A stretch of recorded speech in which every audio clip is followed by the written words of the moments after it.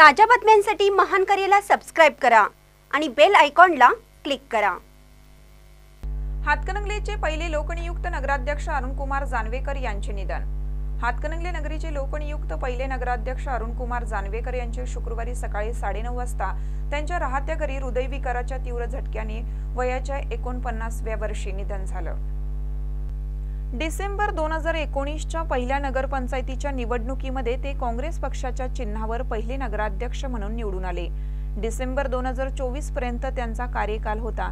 त्यापूर्वीच त्यांचे मनाला चटका लावणारे एक्झिट झाल्याने संपूर्ण शहरावर शोककळा पसरली।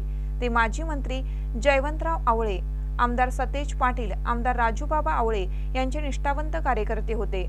सकाळी जानवेकर यांचे हृदयविकाराने निधन झाल्यानंतर हातकणंगले येथील ग्रामीण रुग्णालयामध्ये शवविच्छेदन करून अंत्यविधीसाठी मृतदेह नातेवाईकांच्या ताब्यात देण्यात आला।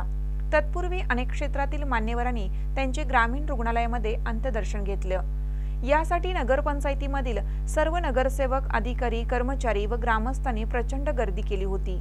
दुपारनंतर फुलांनी सजवलेल्या गाडीतून त्यांची अंत्ययात्रा काढण्यात आली। साश्रू नयनांनी अखेरचा निरोप देण्यात आला। त्यांच्या पश्चात पत्नी, माजी जिल्हा परिषद सदस्या अर्चना जानवेकर, मुलगी, मुलगा, आई, वडील, भाऊ, बहीण असा परिवार आहे।